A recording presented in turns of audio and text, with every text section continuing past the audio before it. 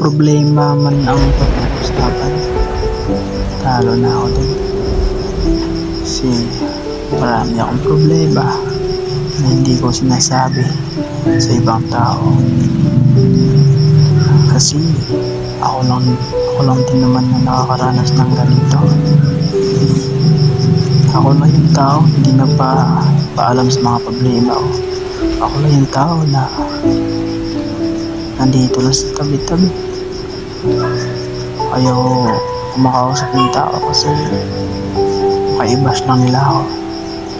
Pero okay lang yun sa akin na ako lang mag-isa dito sa tabi-tabi, walang kausap, walang kaibigan. Kasi sanay na ako, bata pa ako.